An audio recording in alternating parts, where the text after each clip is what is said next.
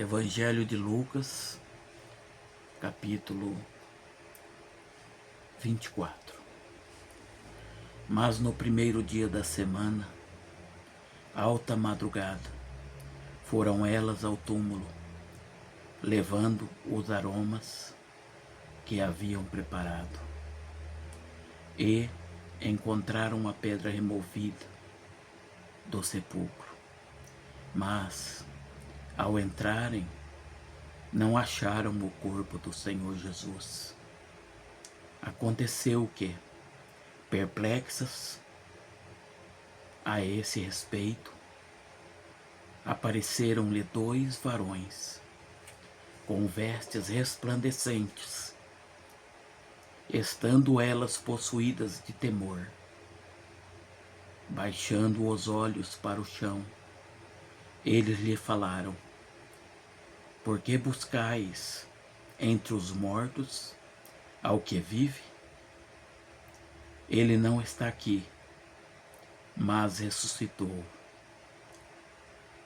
Lembrai-vos de como vos preveniu, estando ainda na Galileia, quando disse: importa que o Filho do Homem seja entregue nas mãos dos pecadores, e seja crucificado, e ressuscite no terceiro dia.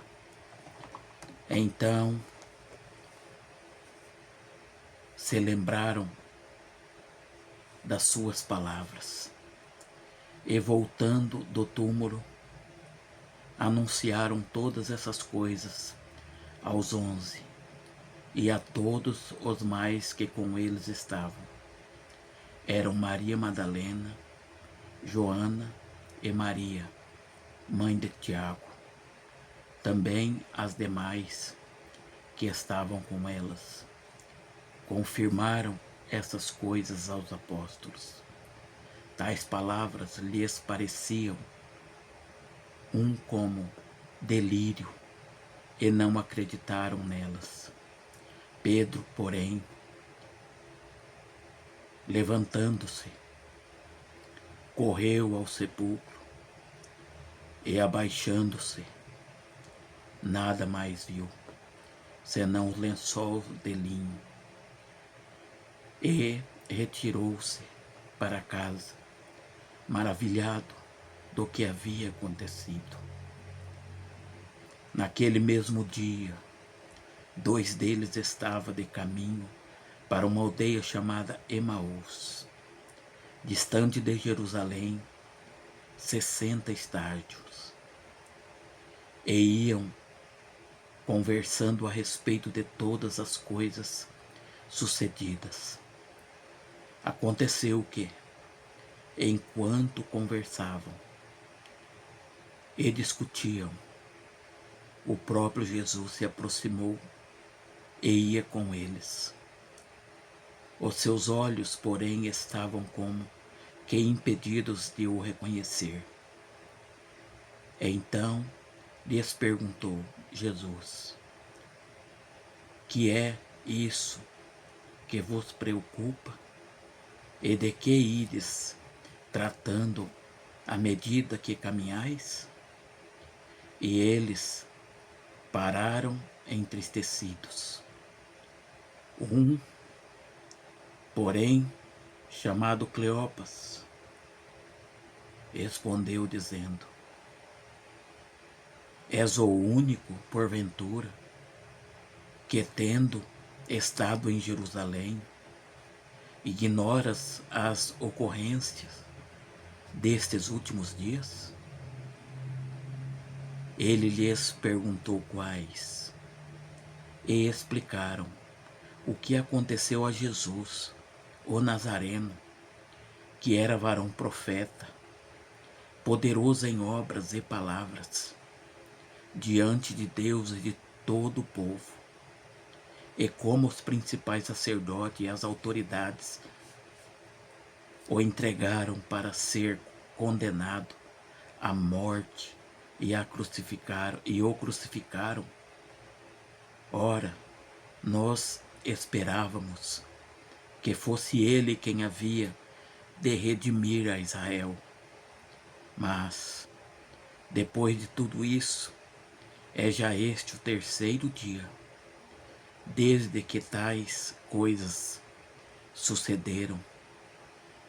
É verdade também que algumas mulheres das que conosco estavam nos surpreenderam, tendo ido de madrugada ao sepulcro, ao túmulo, e não achando o corpo de Jesus, voltaram dizendo terem tido uma visão de anjos, os quais afirmam que ele vive. De fato, alguns dos nossos foram ao sepulcro e verificaram a exatidão do que disseram as mulheres, mas não ouviram. Então lhes disse Jesus: ó nécios e tardios de coração, para crer tudo o que os profetas disseram. Porventura, não convinha que o Cristo padecesse e entrasse na sua glória? E começando por Moisés, discorrendo por todos os profetas, expunha-lhes o que a seu respeito constava em toda a Escritura. Quando se aproximou da aldeia para onde iam,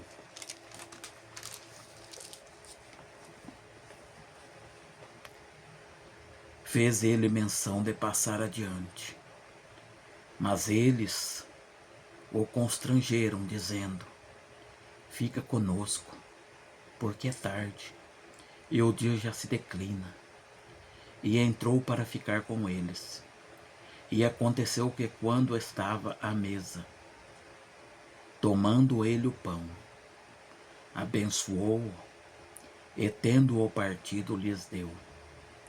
Então se lhes abriram os olhos e o reconheceram, mas ele desapareceu da presença deles.